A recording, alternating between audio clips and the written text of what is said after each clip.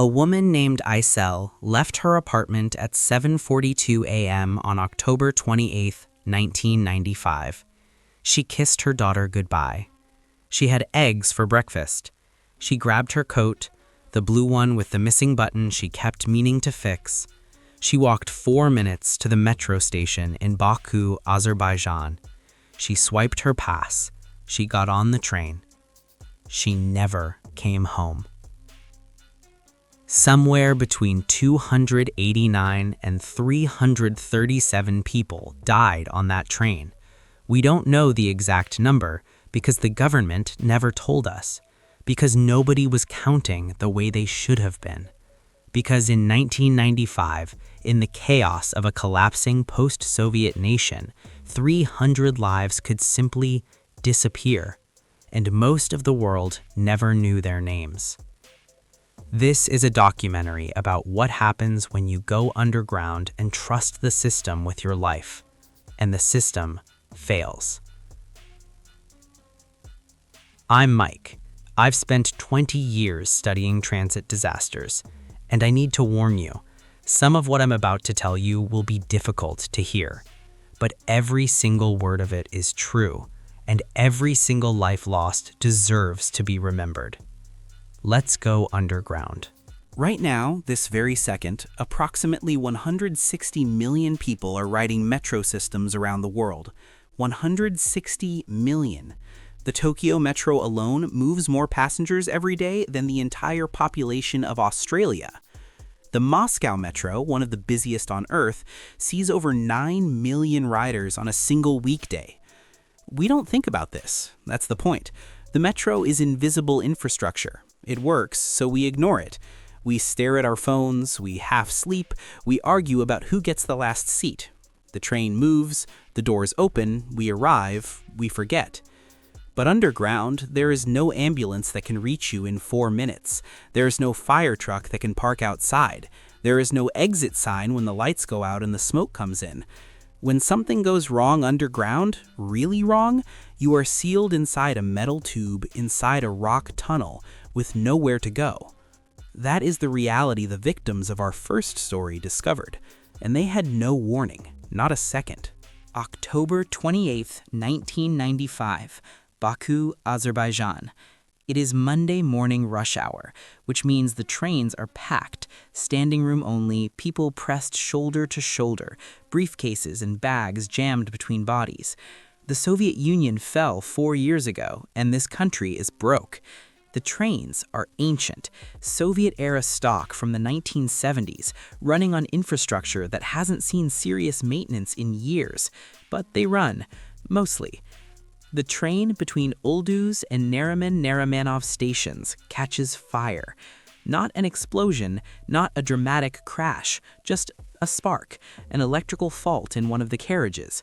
A small flame, the kind that in a different world at a different time might have been caught immediately, but not here, not today. The driver doesn't stop the train. Maybe he didn't know the full extent of the fire behind him. Maybe he thought he could push through to the next station. 60 more seconds, almost there. Whatever his reasoning, the train kept moving, and in those 60 seconds, the fire turned from a flame into an inferno, filling the tunnel with smoke that moved faster than the passengers could. When the train finally stopped, not at a station but in the middle of the dark tunnel, the doors wouldn't open properly, the old Soviet locking mechanisms. People threw themselves against windows. They screamed, they clawed at each other trying to get out. Carbon monoxide, colorless, odorless, silent, was already flooding every breath they took. It doesn't warn you. It doesn't burn. It just makes you feel suddenly, strangely tired, and then you sit down, and then you don't get up. The rescue workers who arrived were overcome by the same fumes. The communication system was broken. There were no proper breathing apparatuses for the first responders. The darkness in the tunnel was total. Between 289 and 337 people died. The government of Azerbaijan never published a definitive figure.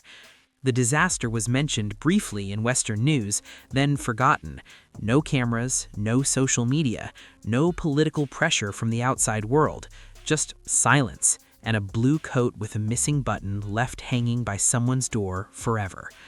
The Baku Metro disaster is, statistically, the deadliest in history, and almost nobody knows its name. Now, London, 1987. A fire that killed far fewer people than Baku, but one whose investigation uncovered something so astonishing, so darkly revealing about how institutions protect themselves over people, that it changed the entire world of underground safety. November 18th. Wednesday evening rush hour. King's Cross, St. Pancras. If you've been to London, you know it. The beating heart of the underground. 6 different lines crisscrossing in a labyrinth of tunnels 30 meters below the city.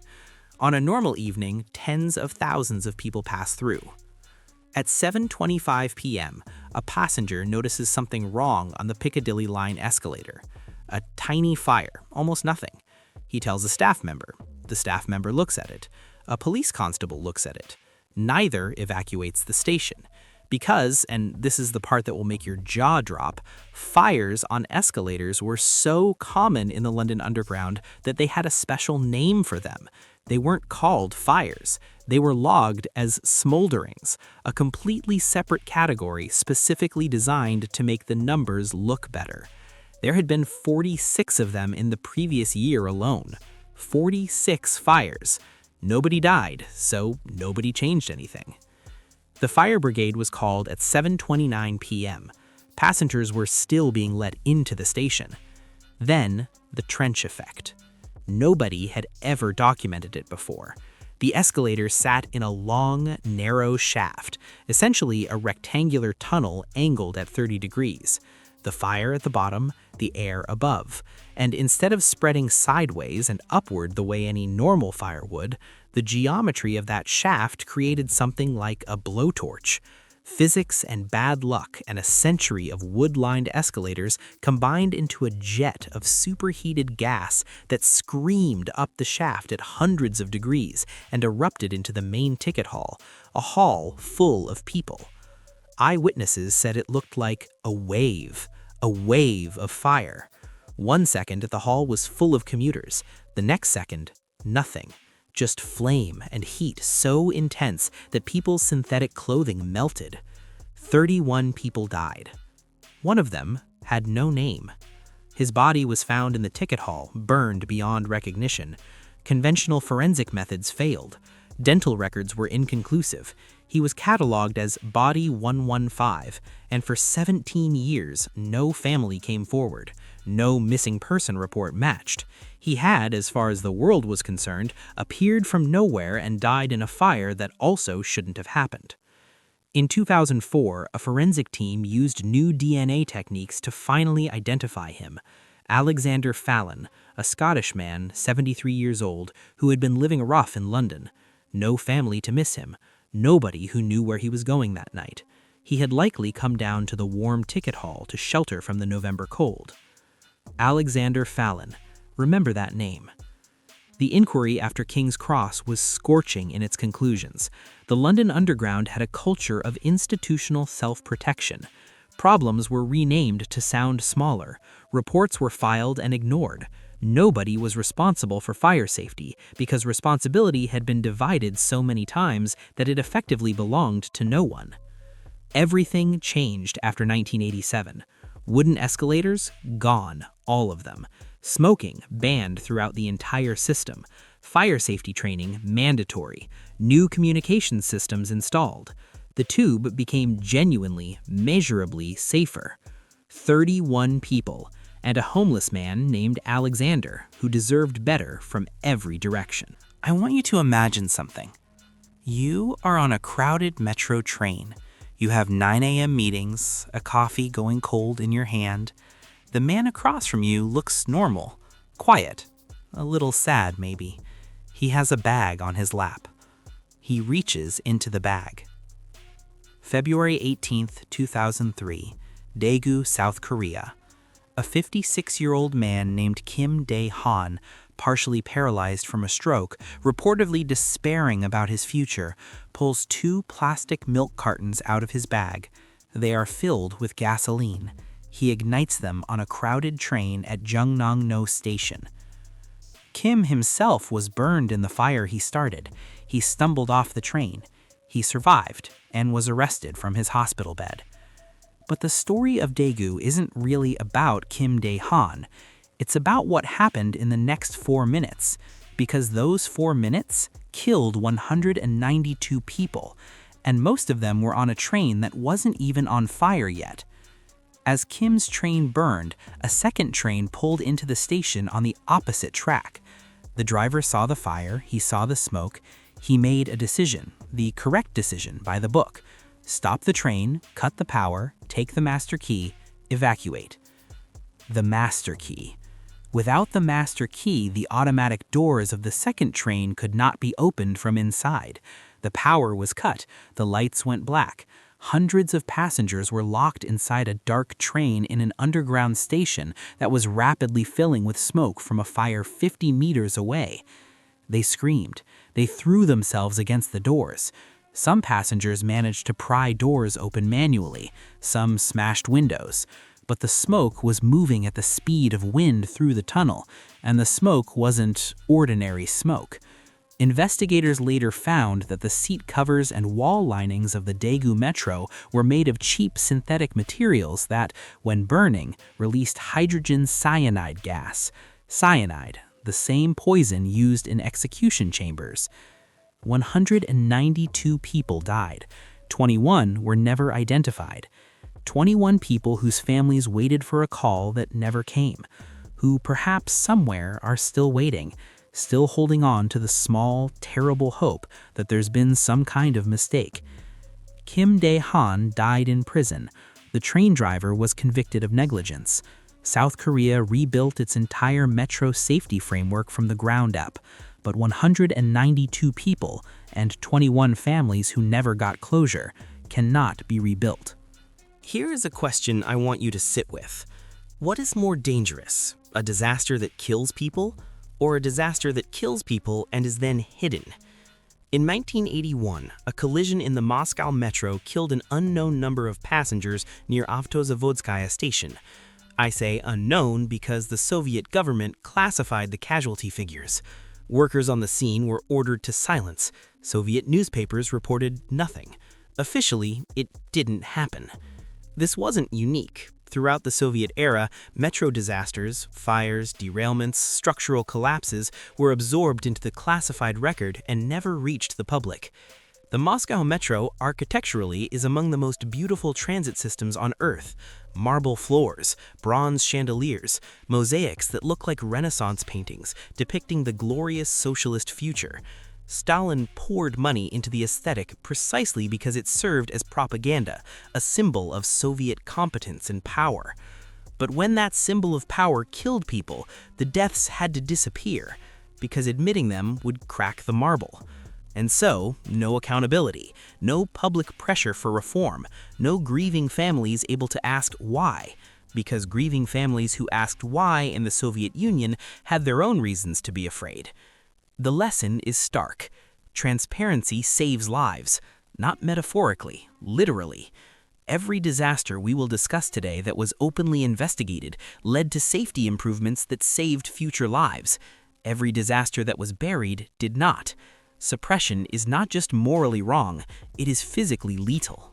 We're going to the United States now, the most powerful country on Earth, a city of monuments, symbols, and power, and one of the most inexcusable mechanical failures in metro history. June 22, 2009, Monday evening rush hour, the Washington Metro Red Line. A crowded train stalls between stations. Mechanical problem, nothing dramatic. It sits on the track, waiting. Behind it, another train is approaching fast. The automatic system, the computer that is supposed to detect where every train is and apply brakes before collisions, does nothing. Because the sensor on that section of track is not working. It cannot see the stationary train ahead. Here is the fact that makes this unforgivable. That sensor had been intermittently failing for 2 years. Reports had been filed. Engineers had noted the fault. The problem was known. It was documented. It was sitting in a folder somewhere in a WMATA office, waiting for a budget allocation that never came. The second train hit the back of the first at full speed. The rear car of the first train was crushed and shoved upward, rising over the front of the second train like a wave. It's called telescoping, and it is the worst thing a train can do in a collision, because the car crumples directly onto the passengers inside. 9 people died. The majority of them were in that rear car. The National Transportation Safety Board's report was devastating. Not just the broken sensor, but a systemic failure of safety culture at WMATA, a culture where known problems sat unfixed, where budget came before lives, where the attitude was, nothing has happened yet, so probably nothing will. That attitude has a technical name. Sociologist Diane Vaughan called it the normalization of deviance. When something goes wrong repeatedly and nothing terrible happens immediately, humans reclassify it as normal. The sensor fails, no crash. The sensor fails again, still no crash. And slowly, in the back of someone's mind, the faulty sensor stops being a crisis and starts being just the way things are. Until the day the sensor fails and the train behind doesn't stop. 9 people left for work on a Monday. Their families got phone calls instead. I want to take you back further now, all the way to the very beginning. Because one of the most important stories in this documentary happened before any of the others, and yet its lesson had to be learned again and again for over a century at the cost of hundreds of lives. Paris, August 10th, 1903. The Paris Metro is 3 years old. It's the newest, most exciting technology in the most fashionable city in the world. The trains are small, wooden cars running on brand new electrical systems. Parisians are enchanted. A train on the busy Nation Étoile line breaks down. Standard procedure, send a second train to push it to the next station. During the maneuver, there's a short circuit. A fire starts in one of the wooden cars. The tunnel fills with smoke. At least 84 people die. Some sources say more. The immediate lesson was obvious. Don't use wood in underground trains. Improve ventilation. Establish evacuation procedures. Have working communications. Now, remember that lesson. Hold it in your mind. And remember that King's Cross, 1987, 84 years later, happened partly because wooden escalators were still in use in the London Underground. The same material, the same tunnel environment, the same kind of fire. 84 years. Safety lessons are not automatically inherited. They must be actively maintained, institutionally protected, constantly retaught. Every time a generation of engineers retires, every time a safety culture is diluted by budget pressure, every time a problem is renamed to sound less dangerous, the lesson erodes, and eventually someone pays again for knowledge that was already bought in blood. July 15th, 2014, Moscow. Rush hour on the Arbatsko-Pokrovskaya line, one of the busiest in the network. A fully loaded train is traveling between Park Pobedi and Slaviansky Boulevard stations when a section of rail switch fails, in the wrong position, at full speed. The derailment that follows is catastrophic. In a narrow tunnel, with no room for the train to go anywhere but sideways and into the concrete walls. Carriages pile into each other. The lights go out. But this is 2014, and something is completely different from every other disaster we've discussed today. People in the wreckage are posting to social media. From inside the tunnel, from inside the dark, collapsed carriages, passengers are sending messages, photos, audio clips. We've derailed, smoke, people hurt, we're between stations. Within minutes, Moscow knows. Within an hour, the world knows. The disaster is happening live in real time in a way that was simply impossible in 1995, in 1987, in 1903. 24 people died. Over 200 were injured. The investigation found the cause: poor maintenance of the rail switch, inadequate inspection. 2 workers were convicted. The Moscow Metro undertook a comprehensive safety review. But what I keep thinking about is the contrast. In 1995, Isel and 300 of her neighbors disappeared into the silence of a post-Soviet information void. In 2014, 24 people in Moscow died and the world knew their names within hours. The accountability is different. The pressure on authorities to respond is different. The difficulty of suppression is different. Visibility saves lives. Not always enough lives, but some. And sometimes some is everything. I want to give you a moment to breathe. Because not every story in this documentary ends in tragedy. Some end in something close to a miracle. February 27th, 2010, Chile. 3:34 in the morning. A magnitude 8.8 earthquake, one of the most powerful ever recorded in human history, strikes off the coast, centered beneath the ocean, but shaking the entire country for nearly 3 minutes. Count 3 minutes right now. Just count. That is an unimaginably long time for the earth to shake. In Santiago, buildings collapsed, bridges cracked. The tsunami that followed devastated coastal communities. Over 500 people died across Chile. The Metro de Santiago, the city's modern metro system, was running when the earthquake hit. Trains were underground, passengers were on them, tunnels cracked, stations were structurally damaged. The entire system had to be shut down for emergency inspection and repair. And here's the number that matters. 0 passengers died in the metro. 0. Because Chilean engineers designed that system knowing they were building in one of the most seismically active regions on the planet. They didn't hope the earthquake wouldn't come. They engineered for the certainty that it would. Automatic train stops worked. Emergency protocols were followed. The tunnels were built to flex rather than shatter. Engineering investment, safety culture, both done right. 0 lives lost in a magnitude 8.8 earthquake. The tunnels don't have to fail. That's the point of Santiago. The catastrophe is not inevitable. The deaths are not inevitable. They are the result of choices made long before the moment of crisis, and they can be prevented by choices made long before that moment, too. After 20 years of studying these disasters, here is what I know to be true. Every single one of them was preventable. Every single one.